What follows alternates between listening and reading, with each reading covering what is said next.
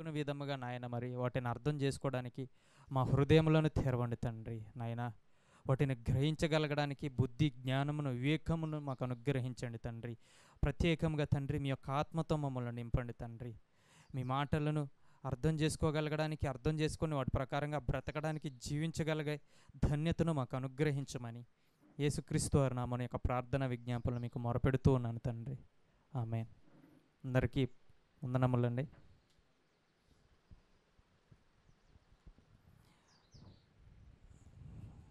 ఈ రోజు వస్తాను అనుకోలేదు. దేవుని కృపను బట్టి మీ మధ్యకి రావడం సంతోషంగా ఉంది.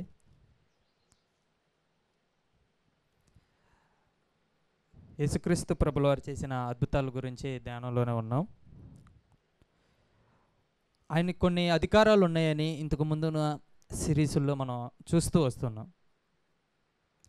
దేవుడికి కొన్ని అధికారాలు ఉంటాయి.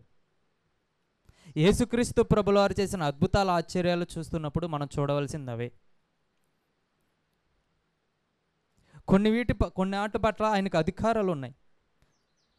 ప్రకృతి మీద కానీ, రోగాల మీద కానీ, మాటతోనే ఏదైనా చేయగలిగిన దేవుడు అని ఇంతకుముందు ఎన్నో విషయాలు చూసాం.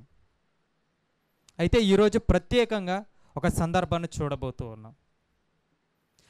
ముందు అసలు యేసుక్రీస్తు ప్రభుల వారిని ఈ సిరీస్ ఎక్కడితో ముగిసిద్ది అనేది కూడా మీకు తెలియాలి. అసలు యేసుక్రీస్తు ప్రభుల వారిని సిలువ ఎందుకు వేశారు అని సిరీస్తో ఈ ముగిసిద్ది. అది సంవత్సరం అయితే 2 సంవత్సరాలు అయితే తెలియదు, కానీ అప్పుడు తెలిసిద్ది మీకు యేసుక్రీస్తు ప్రభుల వారు అసలు ఈ అద్భుతాల ఆశ్చర్యాలు ఎందుకు చేశాడు ఏంటనేది. ఆయనకున్న అధికారాలు ఒక్కొక్కటిగా బయటపడుతూ ఉన్నాయి మనకి. ఈరోజు మనం చూడబోతున్నాం మత్తయి సువార్త 9వ అధ్యాయం.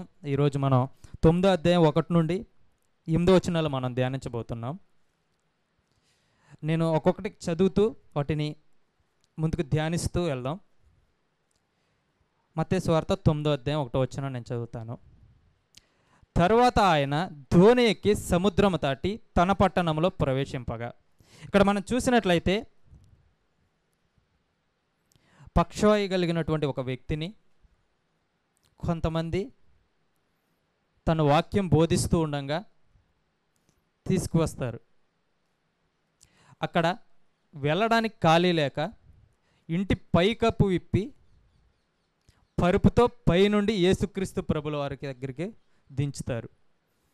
యేసుక్రీస్తు ప్రభుల వారు వారి విశ్వాసమును చూసి నీ పాపములు క్షమించబడి ఉన్నవి అంటాడు. అప్పుడు పక్కనున్న పరిసయ్యులందరూ కూడా ఏమంటారంటే, దేవదూషణ చేస్తున్న ఇతడెవరు అని అంటారు. వెంటనే యేసుక్రీస్తు ప్రభుల వారు అనే మాట ఏంటంటే, మీరు ఇలాంటి ఆలోచనలు ఎందుకు చేయుచున్నారు? నీ పాపములు క్షమించబడి ఉన్నవని చెప్పుట సులభమా, నీవు పరుపునెత్తుకొని చెప్పుట సులభమా అని చెప్పి, మనుష్య కుమారుడికి భూమి మీద పాపములు క్షమించుటకు అధికారము కలదేని మీరు తెలుసుకొనవలనని చెప్పి నీ పరుపెత్తుకొని నడుమని అక్కడున్న వ్యక్తితో చెప్తాడు. అక్కడ ఉన్నది మాత్రం చెప్పాను అంతే, నోటెడ్ అయింది అంతే, ఏం కాదు. అప్పుడు ఆ వ్యక్తి పరుపెత్తుకొని నడుచుకుంటూ వెళ్తే అక్కడున్న ప్రజలందరూ కూడా దేవుని మహింపరిచారు అని ఉంటుంది. ఇది అక్కడున్న మ్యాటరు. దీన్ని ఎలా మనం అర్థం చేసుకోవాలి, దీని నుంచి మనం ఏమి నేర్చుకోవాలనేదే ఇప్పుడు మనం ధ్యానించబోతున్నాం. మొట్టమొదటి వచనమే మనం కొంచెం అపార్థం చేసుకునే అవకాశం ఉంది. అంటే విశ్వాసాలు అపార్థాలే కాదులే, కానీ కొంచెం హిస్టరీ పరంగా అపార్థం చేసుకోవడానికి. తర్వాత ఆయన దోణి ఎక్కి సముద్రం దాటి తన పట్టణంలో ప్రవేశింపగా. అసలు తన పట్టణం అంటే ఏంటి? ఇప్పుడు మీ ఊరేంటంటే ఏం చెప్తారు? ఒక్కొక్కరు ఒక ఊరు చెప్తారు. అన్నదొక ఊరు, మాదొక ఊరు, అన్నదొక ఊరు, వీళ్ళదొక ఊరు, ఆయనదొక ఊరు. ఇక్కడ తన పట్టణం అంటే ఇక్కడ ఆలోచించాల్సిన విషయం. యేసుక్రీస్తు ప్రభుల వారు పెరిగింది ఎక్కడ?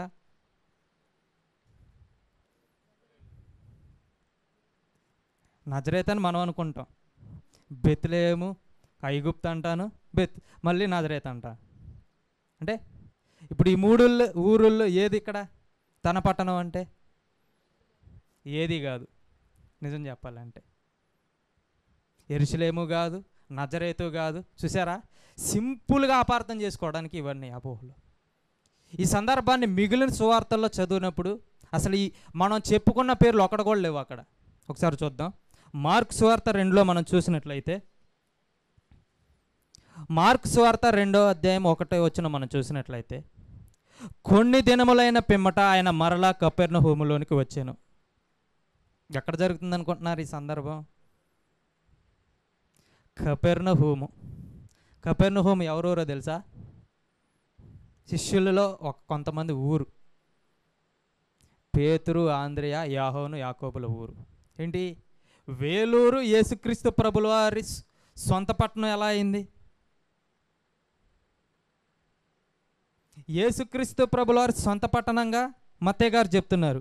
ఆ సొంత పట్టణాన్ని మార్క్ గారు వచ్చేసరికి ఏం చెప్తున్నాడు? కపెర్నహూమ్ అని డిక్లేర్ చేస్తున్నాడు. కొన్ని పట్టణాల గురించి కూడా తెలియకుండా మనం అపోహలోకి వెళ్ళే ప్రమాదం ఉంటుంది అని చెప్పడానికే ఈ వచనాన్ని అంతకు చెప్తున్నాను తప్ప ఏమీ కాదు. ఈజీగా ఇది ఈ ఊరు అని చెప్పేస్తాం. అలాగ ఎప్పుడు పొరపడొద్దు. కొంచెం వాక్యాలను ధ్యానిస్తే మంచిది అని చెప్పడానికి. మనం గమనించినట్లయితే సొంత పట్టణంగా ఎందుకు పిలువబడింది అంటే, యేసుక్రీస్తు ప్రభుల వారికి ఆదరణ పొందింది గలిలయ, లేదంటే నజరేతు, ఇవన్నీ కూడా కాకుండా ఎక్కువగా కపెర్నహూములో ఆయనకి ఎక్కువ ఆదరణ లభించింది. యేసుక్రీస్తు ప్రభుల వారి సొంత పట్టణంగా అక్కడ ప్రస్తావించబడింది అంటే అంతగా ఆదరించారు అక్కడ ఉన్న ప్రజలు ఆయన్ని. ఓన్ సొంతూరుగా ప్రస్తావించబడుతూ ఉంది. దాని గురించి ఎప్పుడైనా చూద్దాం. కాబట్టి సొంతూరు కానీ మిగిలిన పదాలు ఏమైనా చూసేటప్పుడు డైరెక్ట్గా ఏం చెప్పమాకండి, కొంచెం ధ్యానిస్తే మంచిది అన్న వచనం కోసమే మొదటి వచనాన్ని చెప్పాను. సొంతూరు అంటే ఇక్కడ కపెర్నహూములో పేతురు గారింటిగాడో యాహాను గారింటిగాడో జరిగే సందర్భం ఇది.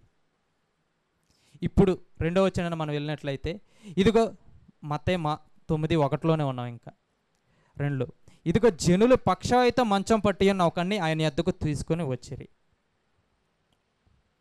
ఇక్కడ మనం చూసినట్లయితే ఒక వ్యక్తికి పక్షవాతం అనేది వచ్చిందంట. కొంచెం సేపు ఈ పక్షవాతం గురించి మనకు తెలియాలి.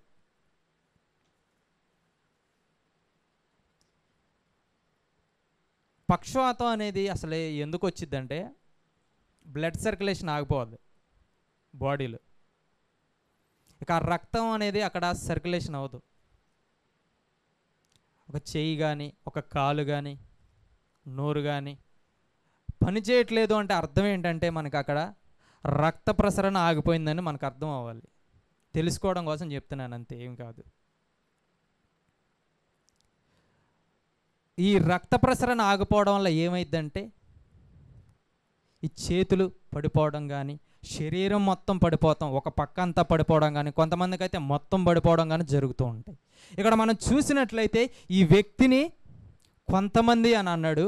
మార్కు సువార్తలోకి వచ్చేసరికి 4 వ్యక్తుల చేత మోయించుకొని వచ్చారు అని చెప్పి ఉంటుంది. 4 వ్యక్తులు మోసుకొని యేసుక్రీస్తు ప్రభుల వారి దగ్గరకు ఈ వ్యక్తిని తీసుకొస్తూ ఉన్నారు. అంటే గ్యారంటీగా బాడీ మొత్తం పడిపోయింది. 4 చేత మోయించుకొని వస్తున్నారంటే గ్యారంటీగా నడవలేని స్థితిలో ఉన్నాడు ఆ వ్యక్తి. 4 చేత మోయించుకొని వస్తూ ఉంటే అడ్డుగా ఎవరున్నారో ఇప్పుడు మనకు తెలియాలి. మార్కు సువార్తలో మనం చూసినట్లయితే యేసుక్రీస్తు ప్రభుల వారి దగ్గరికి వెళ్ళడానికి ఎవరు అడ్డుపడుతున్నారో చూడాలి. దేవుడి దగ్గరికి వెళ్ళకుండా ఎవరు అడ్డుపడతారు మనకి? సాధారణంగా చెప్పే సమాధానాలు దైవం చెప్పలేడా? మనం చూసినట్లయితే దేవుడి దగ్గరికి వెళ్ళకుండా దైవం ఒకటే అడ్డుపడిద్ది అన్న భ్రమల్లో నుంచి బయటికి రండి. ఇక్కడ చూడండి ఎవరు అడ్డుపడుతున్నారు, ఎవరు అడ్డుగా ఉన్నారో చూడండి. మార్కు సువార్త 2లో ఉందాం. మార్కు సువార్త 2వ అధ్యాయం మనం చూసినట్లయితే, ఆయన ఇంట ఉన్నాడని విని వచ్చినప్పుడు అనేకులు కూడి వచ్చిరి గనుక వాకిటకైనను వారికి స్థలము లేకపోయేను. ఆయన వారికి బోధించుచుండగా కొందరు పక్షవాయువు గల ఒక మనుషుని నలుగురు చేత మోయించుకొని ఆయన యొద్దకు తీసుకొని వచ్చిరి. చాలామంది కూడి ఉన్నందున వారు ఆయన యొద్దకు చేరలేక ఆయన ఉన్న చోటికి పైగా ఇంటి కప్పు విప్పి సందు చేసి పక్షవాయువు గలవాడిని పరుపుతోనే దింపిరి. మనుషులు అడ్డుగా ఉన్నారు, అక్కడ దయ్యం కాదు. గమనించండి, ప్రతిదానికి దమ్ము దయ్యం చేసేసింది అనుకోమాకండి. మనుషులు ఇక్కడ అడ్డుపడుతున్నారు. వాళ్ళు ఎందుకు వెళ్ళారు? దేవుని వాక్యం వినడానికి వెళ్ళారు. యేసు ప్రభు బోధిస్తుంటే ఒక ఇంట్లో. ఇక్కడ ఇంకో గుంపు కూడా ఉంది, పరిసయ్యుల గుంపు కూడా. అది మనం లోకాసు వార్తలో చూస్తాం. సాధారణంగా దేవుని దగ్గరికి వెళ్ళేటప్పుడు ఎవరు అడ్డుపడతారని మీకు తెలియాలి. మనమైనా ఒక వ్యక్తిని దేవుని దగ్గరికి నడిపించడానికి వెళ్ళేటప్పుడైనా ఎవరు అడ్డుపడతారు అనుకుంటున్నారు మీరు? డైరెక్ట్గా సాతాను వచ్చి అడ్డుపడిద్ది అనుకోమాకండి. సాతాను పట్టిన మనుషులు చాలామంది ఉన్నారు. అది మన ఇంట్లోనూ, స్నేహితుల్లోనూ, పనిచేసే వాళ్ళ దగ్గర, కుటుంబాల్లోనూ, అందరి దగ్గర ఉన్నారు. డైరెక్ట్గా సాతాను యేసుక్రీస్తు ప్రభుల వారి దగ్గరకు వచ్చేసి నువ్వు దేవుని కోరమైతే రాళ్ళను రొట్టెగా చేసుకో, లేదంటే పైకి తీసుకెళ్ళి దూకమంటాం, ఇవన్నీ చేసిద్ది అనుకోమాకండి. ఆయన స్థాయి వేరు, మన స్థాయి వేరు. అంత డైరెక్ట్గా సాతాను మనకు కనబడితే నిజంగా సత్తామేమో. ఊహల్లోనే పట్టితేనే చచ్చిపోతున్నారు ఇప్పుడు. ఇక్కడ మనం చూసినట్లయితే దేవుని దగ్గరికి వెళ్ళకుండా అడ్డుపడేది ఎవరనేది మీరు గమనించుకోండి. ఒకసారి ఆలోచించి చేసుకోండి. కొన్ని సందర్భాల్లో మీ అమ్మే అడ్డుపడవచ్చు, మీ నాన్నే అడ్డుపడవచ్చు, మీ పిల్లలే అడ్డుపడవచ్చు, మీ స్నేహితులే అడ్డుపడవచ్చు, మీ కుటుంబ సభ్యులే అడ్డుపడవచ్చు. ఈ అడ్డుగోడలన్నీ దాటుకొని వెళ్తేనే యేసుక్రీస్తు ప్రభుల వారి దగ్గరికి వెళ్ళగలం. వాళ్ళని వదిలేయమని నేను చెప్పట్లా, ఇక్కడ మ్యాటర్ అది కాదు. అడ్డుగా ఉన్న సందులో నుంచి వీళ్ళు వెళ్ళిపోయారు. ఏదో ఒక మార్గం ఎతుక్కొని పైనుండి వెళ్ళి ఒక మార్గాన్ని కనుక్కొని యేసుక్రీస్తు ప్రభుల వారి దగ్గరికి వెళ్ళారు. ఇన్ని అడ్డంకులు ఉన్నా సరే వాళ్ళు వెళ్తున్నారు. వారి విశ్వాసం చూడండి. అడ్డంకులు ఉన్నాయి కదా, రేపొద్దామని వాళ్ళు వెనక్కి వెళ్ళిపోవాలి. వాళ్ళ లక్ష్యం ఒకటే పెట్టుకున్నారు, ఈ వ్యక్తికి నయం కావాలంటే గ్యారంటీగా యేసుక్రీస్తు ప్రభుల వారి దగ్గరికి ఆయన తీసుకువెళ్లాల్సిందే. గమనించినట్లయితే వాళ్ళు వెళ్ళింది దేనికోసం? స్వస్థత కోసం. ఇక్కడ జరిగింది పాప క్షమాపణ, తర్వాత స్వస్థత. ముందు మనం చేయాల్సింది ఏంటంటే ఒక వ్యక్తిని దేవుడి దగ్గరికి తీసుకురావడం. మీకు మీరు వాక్యం చెప్పేసి మార్చేద్దాం అనుకోమాకండి, మన వల్ల అవ్వదు. అది ఏ వ్యక్తి వల్ల కూడా అవ్వదు భూమి మీద. కేవలం దేవుని వల్ల, దేవుని వాక్యం వల్ల మాత్రం అవుతుంది. ఇక్కడ మనం గమనించినట్లయితే ఆ వ్యక్తి వచ్చింది స్వస్థత కోసం, కానీ ఇక్కడ జరిగింది పాప క్షమాపణ జరిగింది అతనికి. ఇక్కడ మనం గమనించినట్లయితే యేసుక్రీస్తు ప్రభుల వారు నీ రోగం నయమైన కాక అంటే స్వస్థత కలిగిద్దా అనేది కూడా మనం ఇక్కడ గమనించాలి. ఇంతకుముందు మనం చదివిన సందర్భాల్లో ఒక అధికారి కొడుకు యోహాను సువార్తలో మనం చూస్తాం. ఒక అధికారి కొడుక్కి బాగోలేకపోతే దేవుడి దగ్గరకు వచ్చినప్పుడు, నా కొడుకు బాగలేదా అని చెప్పినప్పుడు యేసుక్రీస్తు ప్రభుల వారు ఆ వ్యక్తికి స్వస్థత జరుగుతుంది వెళ్ళిపో అని మాటతోనే స్వస్థపరుస్తాడు. కానీ ఇక్కడ మాటతో కాదు, ఒక అధికారం కలిగిన మాటలను ఇక్కడ ఉచ్చరిస్తూ ఉన్నాడు. ఇక్కడ ఈ వ్యక్తికి వచ్చింది రోగం పాపాలు చేయడం వల్ల. ఆ వ్యక్తికి రోగం పోవాలంటే అతనుకున్న పాపాలు పోవాలి, లేదంటే పాపం నయమవదు, అక్కడ రోగం నయమవదు. గ్యారెంటీగా ఆ వ్యక్తికి పాపం పోతేనే రోగం నయమైద్ది. అది ఎవరికి తెలుసు? యేసుక్రీస్తు ప్రభుల వారికి తెలుసు. కానీ అక్కడ తీసుకొని వచ్చిన వాళ్ళకు కూడా తెలియదు ఈ సంగతి. తెలియకుండా తీసుకొచ్చారు. వాళ్ళు అనుకున్న దానికంటే కూడా లాభం పొందుకొని వెళ్ళారు. మనం గమనించినట్లయితే ఒక వ్యక్తిని వాక్యంలోకి నడిపించడానికి ఎన్ని అడ్డంకులు ఉంటాయి అనుకుంటున్నారు? అంత సింపుల్ అనుకుంటున్నారేంటి ఒక వ్యక్తిని దేవుని దగ్గర తీసుకురావటానికి? చూడండి వీళ్ళు పడే కష్టం. యేసుక్రీస్తు ప్రభుల వారి దగ్గరికి చూడండి, ఒకవేళ ఇదే ఇల్లు అనుకుంటే, అంతమంది చుట్టూత జనాలు అనుకుంటే, ఆ జనాలందరినీ అడ్డంకులని తప్పించుకొని పైకి వెళ్ళి ఇంటి కప్పు ఉప్పతీసి అక్కడి నుంచి మళ్ళీ పైన దించారంట. అంటే మామూలు విషయం అనుకుంటున్నారు ఇదంతా. అంత చేస్తే ఆ వ్యక్తి పాపాలు క్షమించబడి స్వస్థత కలిగింది. ఏమీ చేయకుండా, లేదంటే ఒక వ్యక్తిని దేవుడి దగ్గరికి నడిపించకుండా, చర్చికి తీసుకురాకుండా, దేవుని వాక్యం వినిపించడానికి తీసుకెళ్లకుండా, ఏమీ చేయకుండా ఒక వ్యక్తిని దేవునిలోకి నడిపించడం అనేది అది కరెక్ట్ ప్రాసెస్ కాదు. వాళ్ళకున్న విశ్వాసం కూడా లేకుండా పోయింది మనకి. వాళ్ళకి తెలియకుండా స్వస్థత కోసం తీసుకొచ్చారు. పాపాలు పోతేనే పరలోకం వెళ్తారన్న సంగతి మనందరికీ తెలీదా? తెలుసుగా అందరికీ. వాళ్ళు తెలియకుండా చేసిన విశ్వాసం అతనికి రక్షణ వచ్చింది అనుకుంటే, మనకి తెలిసినా కానీ మనం చేయలేకపోతున్నాం. ఇప్పుడు ఎవరా విశ్వాసులు? వాళ్ళ మనమా? మనమే. వాళ్ళు తెలియకుండానే ఆ వ్యక్తిని దేవుని దగ్గరికి తీసుకెళ్తే, అసలు ఇదిరా బాబు అని చెప్పేసి యేసుక్రీస్తు ప్రభుల వారు వాళ్ళకి క్లారిఫై ఇచ్చినట్టుంది అక్కడ. మనం కూడా ముందు మనం చేయాల్సింది ఏంటంటే, వాళ్ళు వింటారో వినరో తర్వాత సంగతి. మనకు సాధ్యమైనంత వరకు మన కుటుంబాలను, మన స్నేహితులను, మనకు తెలిసిన వారినో ఏదో ఒక విధంగా, ఒక సెమినార్ పెట్టినప్పుడు, ఒక స్వార్థ సభ జరిగినప్పుడు, ప్రత్యేకమైన కార్యక్రమం ఏదైనా జరిగినప్పుడు ముందు వాళ్ళని తీసుకురావడానికి ట్రై చేయండి. తర్వాత దేవుడు చూసుకుంటాడు విత్తనాలు వేసి. ఏంటి ఎన్ని అడ్డంకులు ఉంటాయి అనుకుంటారు? వాళ్ళు చెప్పే సమాధానాలు ఎలాగ ఉంటాయో మీకు తెలియాలి. మనం దేవుని దగ్గరికి తీసుకురావడానికి. ఇప్పుడు చూస్తున్నారు అడ్డంకులు ఎన్ని ఉండేవో. అక్కడ అడ్డంకులు ఎవరు? మనుషులే. దేవుడి వాక్యం వినటానికి రామంటే కూర్చోలేననే వాళ్ళు ఎంతమందో. ఎక్కువసేపు ఉంటుంది, టైం పాస్ చేయటం, అంతసేపు వాక్యం చెప్తే నేను వినలేనని చెప్పేవాళ్ళు ఎంతమందో. వాళ్ళకి అడ్డంకులు ఎలా ఉన్నాయి చూడండి మీరు. దేవుని వాక్యం వినటానికి రండి, లేదంటే దేవుని గురించి తెలుసుకోవడానికి రండి అని మనం చెప్పినట్లయితే వాళ్ళు చెప్పే అడ్డంకుల సమాధానాలు ఎలాగుంటాయి చూడండి. మీరు గమనించినట్లయితే ఈ సిరీస్ అయిపోయిన తర్వాత ఉపమానాల గురించి మాట్లాడదాం. అక్కడ ఆ ఉపమానం ఇప్పుడు వాడు చెప్పబోతున్నా. ఒకానొక సందర్భంలో యేసుక్రీస్తు ప్రభుల వారు ఏమంటాడంటే, వెలుగు సంబంధుల కంటే లోక సంబంధులు యుక్తిగా ఉన్నారంట.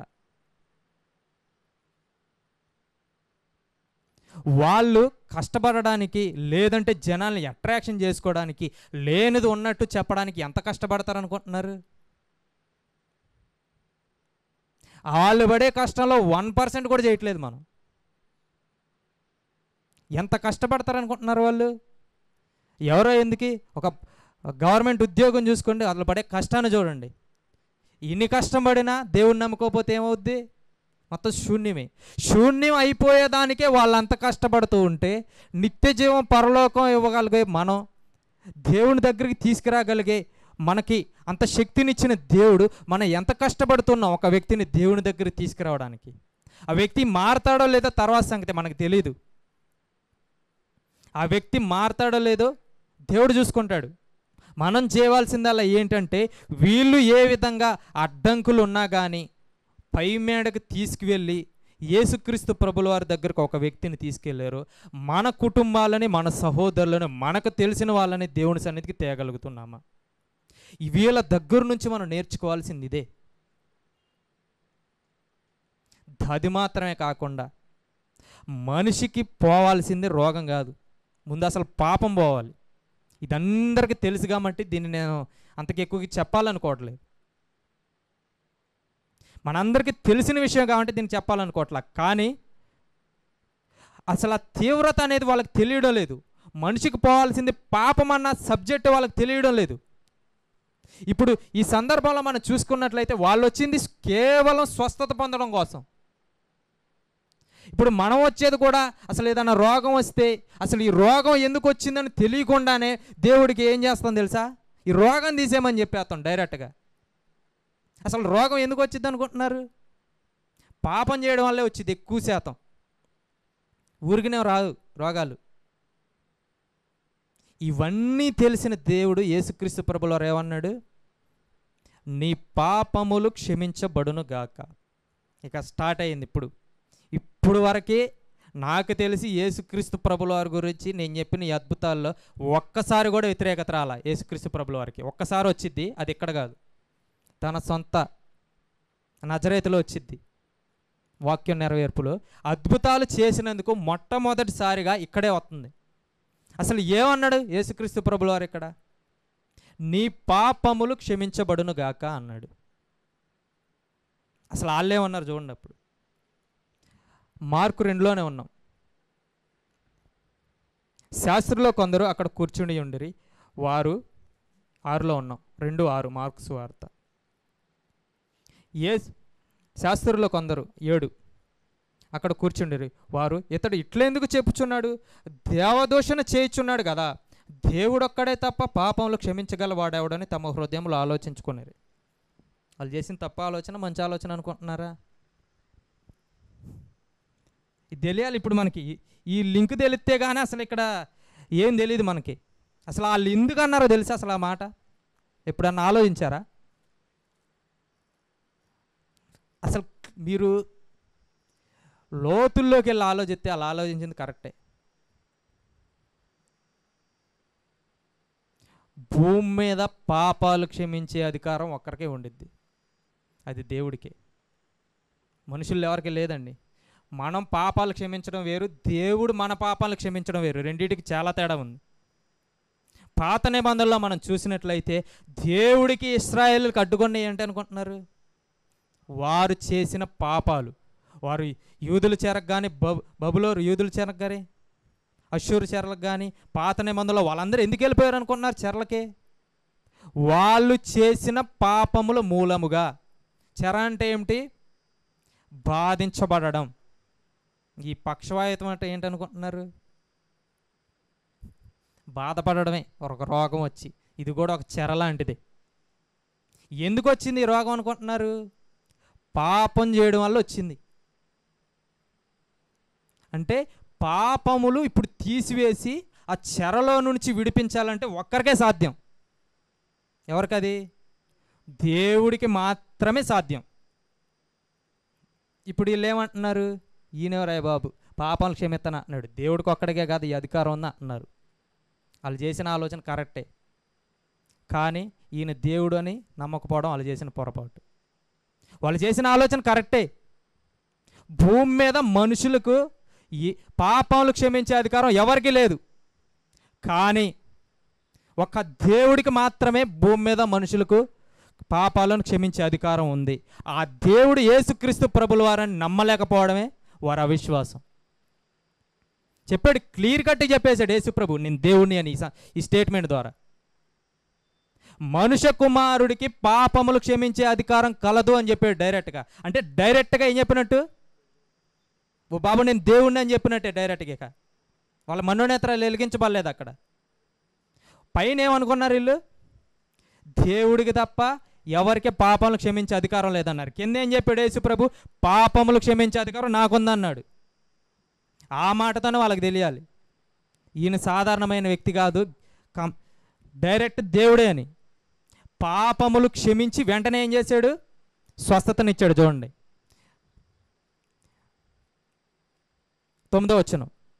ఈ పక్షవాయు గలవానితో నీ పాపములు క్షమించబడి ఉన్నవని చెప్పుడు సులభమా, నీవు లేచి నీ పరిపెత్తుకుని నడుమని చెప్పుడు సులభమా? అయితే పాపములు క్షమించటకు భూమి మీద మనుష్య కుమారునికి అధికారము కలదని మీరు తెలుసుకొనవాలని వారితో చెప్పి, అంటే నాకు అధికారం ఉంది, పాపాలు క్షమించే అధికారం ఉందని చెప్పి వెంటనే ఏం చేశాడు చూడండి?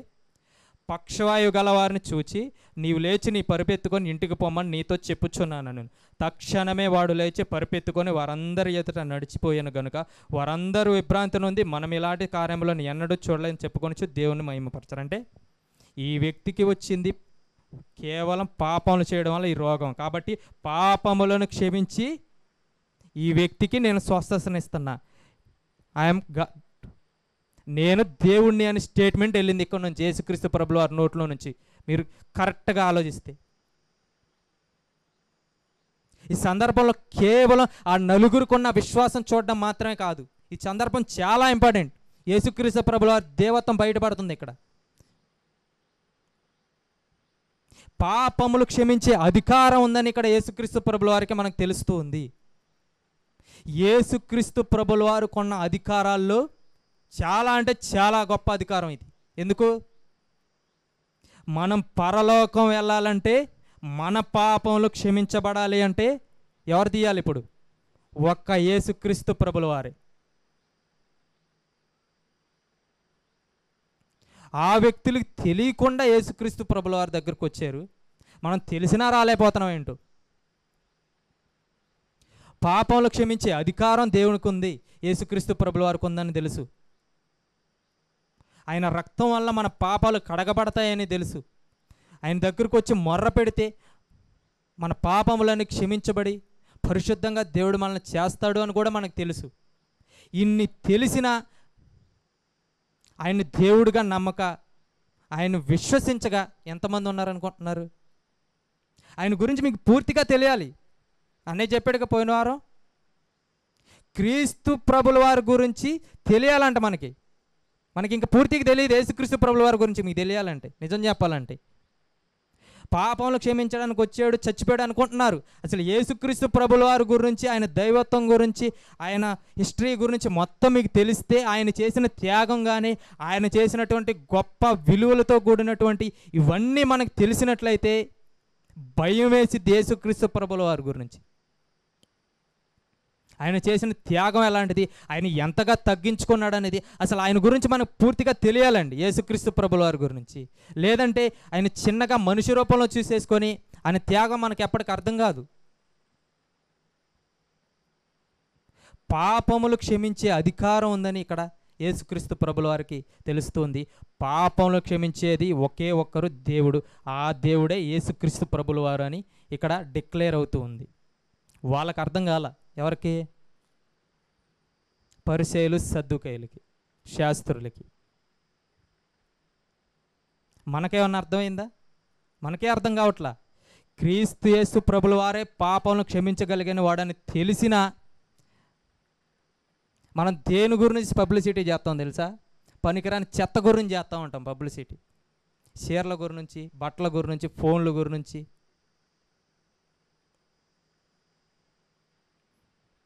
కూరగాయల గురించి చేయట్లేదు అనుకుంటున్నారండి మీరు? ఒకసారి మీ దినచర్యను చూసుకోండి. తెలియకుండానే మీరు ఇంకో వ్యక్తికి పబ్లిసిటీ చేస్తారు. ఇది ఎక్కడ కొన్నారు, అది ఎక్కడ కొన్నారు, ఈ ఫోన్ ఎలా, ఈ బండి ఎలాగా, ఏం చేస్తున్నారు అనుకుంటున్నారు మీరు? మీకు తెలియకుండానే మీరు లోక సంబంధమైన వాటిని ఏం చేస్తున్నారు? ఇంకొక వ్యక్తి దగ్గరికి తీసుకెళ్ళి ఇది కొనండియా బాబు, దీనివల్ల నీకు మేలు జరిగిద్దని ఇండైరెక్ట్గా చెప్తున్నారు ఆయనకి. ఇండైరెక్ట్గా మీరు ఏం చేస్తున్నారు అనుకుంటున్నారు? పబ్లిసిటీ చేస్తున్నారు. తెలియకుండా. తెలిసినా ఇది చేయలేకపోతున్నాం మనం పబ్లిసిటీ. ఇదే బాధపడాల్సిన విషయం మనం ఇక్కడ. ఆ నలుగురు వ్యక్తులు తెలియకుండానైనా సరే యేసుక్రీస్తు ప్రభుల వారి దగ్గరికి ఆ వ్యక్తిని తీసుకొచ్చారు. ఇక్కడ మనకి తెలిసినా కానీ ఒక వ్యక్తిని దేవుని దగ్గరికి నడుచుకోలేకపోతున్నాం. ఇక్కడ ఎవరు అవిశ్వాసులు? వారి విశ్వాసాన్ని చూసి అన్నాడు యేసుక్రీస్తు ప్రభుల వారు, రాయబడిన మాట. అంటే ఆ నలుగురు వ్యక్తులు విశ్వాసం చూసి ఇక్కడ యేసుక్రీస్తు ప్రభుల వారు అతనికి ఏమి ఇచ్చాడు? పాప క్షమాపణ, స్వస్థత రెండిచ్చాడు. ఇక్కడ మన విశ్వాసం చూసి యేసుక్రీస్తు ప్రభుల వారు ఒక వ్యక్తికి రక్షణ ఇవ్వగలగాలండి. ఆ స్థితిలోకి వెళ్ళాలి మన విశ్వాసం. మనం ఒక వ్యక్తిని దేవుడి దగ్గరికి తీసుకువెళితే మన కష్టాన్ని చూసి దేవుడు ఏమనాలంటే, ఈ వ్యక్తికి మారు మనసు దయచేయాలి నేను అనుకోవాలి. ఇక్కడ అనుకున్నది అదే యేసుక్రీస్తు ప్రభుల వారు. సొంతంగా ఏమైనా చేశాడేంటి? చూడండి అసలు ఏమని ఉందో పదం. 2వ అధ్యాయము 5వ వచనం చూడండి. యేసు వారి విశ్వాసమును చూచి కుమారుడా నీ పాపములు క్షమించబడి ఉన్నవని పక్షవాయు గలవానితో చెప్పాను. ఇక్కడ ఎవరి విశ్వాసమును చూసి ఇక్కడికి పాప క్షమాపణలు క్షమించబడుతున్నాయి, స్వస్థత వస్తుంది. ఆ నలుగురు విశ్వాసమును బట్టి ఇక్కడ స్వస్థత వస్తుంది. మన విశ్వాసమును బట్టి, మన భక్తి జీవితమును బట్టి ఒక వ్యక్తిని దేవుని దగ్గరికి నడిపించగలుగుతున్నామా? ఒక వ్యక్తిని మారు మనసు పొందే స్థితిలోనికి మనం తీసుకురాగలుగుతున్నాం అనేది మనం ఇక్కడ గమనించుకోవాలి. ఎందుకు వాళ్ళు తెలియకుండా వారు తెలియని విశ్వాసాన్ని బట్టే అతనికి పాప క్షమాపణ వస్తే, మనకు తెలుసుగా పాపములు పోతేనే పరలోకం వచ్చిద్ది, సంఘంలో చేర్చబడితేనే సంఘం ఎత్తబడిద్ది. ఇవన్నీ మనకు తెలిసిన ఎందుకు చేయలేకపోతున్నాం? యేసుక్రీస్తు ప్రభుల వారు మనకు అర్థం కాల. ఒకటే ఆన్సరే. ఇంకా అర్థమై ఉంటే యేసుక్రీస్తు ప్రభుల వారిని మనం ఇంకా సరిగా రుచి చూడలేదేమో. రుచి చూసి తెలుసుకోవాలంటాయి దేవుణ్ణి. మనం ఆ రుచి చూసి తెలుసుకుంటే ఆ రుచి గురించి చెప్పకుండా ఉండలేం. మనం తెలియకుండానే ఎన్ని చెప్పట్లేదు అనుకుంటున్నారు మీరు? అన్నం తింటున్నారా? ఫ్రూట్స్ కానీ ఇవన్నీ తెలియకుండానే చెప్పేస్తారు మీరు. పబ్లిసిటీ పండ్ల గురించి, కాయల గురించి, ఫుడ్ గురించి, బిర్యానీల గురించి, వాటర్ గురించి, ఇక్కడక్కడ తీసుకోండి, అక్కడెక్కడ తీసుకోండి అని. వాటి రుచి మీకు తెలిసింది, మనకు తెలిసింది. కానీ దేవుని రుచి మనకు తెలియలేదు. అది ఎప్పుడైతే తెలిసిద్దో మనం దేవుని గురించి చెప్పకుండా ఉండలేము. అంతే. ఇక ఇంటికాడ వాళ్ళకైనా, పనిచేసే వాళ్ళకైనా, ఎవరికైనా వీళ్ళకి వారి రుచి తెలిసింది. ఇక్కడ గ్యారంటీగా దేవుని దగ్గరికి, యేసుక్రీస్తు ప్రభుల వారి దగ్గరికి తీసుకువెళ్తే ఇతనికి స్వస్థత వచ్చింది అని. మనం కూడా దేవుని ఎరిగి రుచి తెలుసుకుంటే ఇతను గ్యారంటీగా నరకానికి వెళ్తాడు. కాబట్టి ఇతని గ్యారంటీగా దేవుని వాక్యం అవసరం అని మనం గమనించి దేవుని రుచి తెలుసుకున్నట్లయితే మనము కూడా ఆయన దగ్గరికి వాళ్ళని నడిపించిన వారమై ఉన్నాము. దీని నుంచి మనం నేర్చుకోవాల్సింది ఒకటే అండి. ఇక్కడ యేసుక్రీస్తు ప్రభుల వారు పాపములను క్షమించే అధికారం కలిగిన వాడు. అదేవిధంగా వాళ్ళు ఏ విధంగా ఒక వ్యక్తిని దేవుని దగ్గరికి తీసుకువెళ్ళారో మనం కూడా పాపముతో రగిలిపోతున్న మనుషులను దేవుని దగ్గరికి తీసుకురావాల్సిన బద్దులమై ఉన్నాము. ఈ రెండే మనం నేర్చుకోవాల్సింది. ఇక్కడ వాళ్ళు స్వస్థత కోసం వాళ్ళు దేవుని దగ్గరికి తీసుకొస్తే మనం పాపములు క్షమించబడాలి, ఇతని పాపములు పోవాలి, ఏ విధంగానైనా సరే. వాళ్ళని ఎట తీసుకొస్తారో మనకు తెలియదు.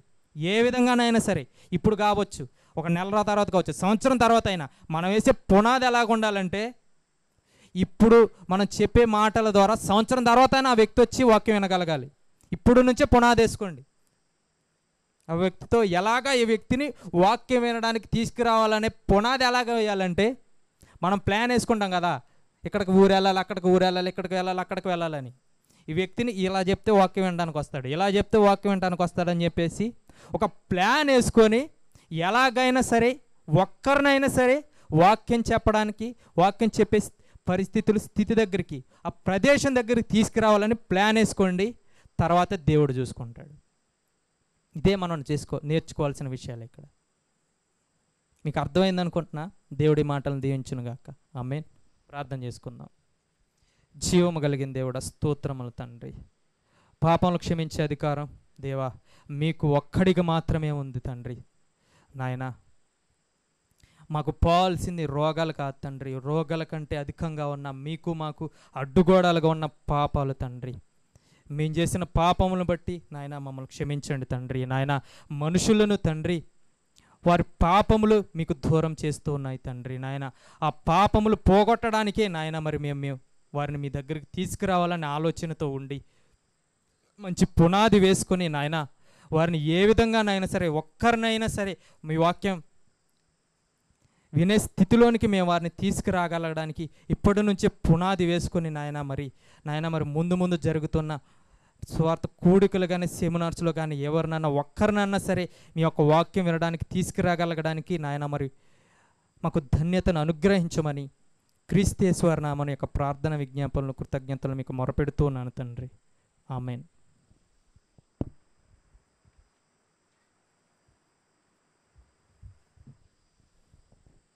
మంచిది. మరి చక్కగా దేవుని మాటలు అందించిన తమ్మునికి వందనాలు. అందరం కూడా అలాగే తలలో ఉంచినట్లయితే చిన్న ప్రార్థన.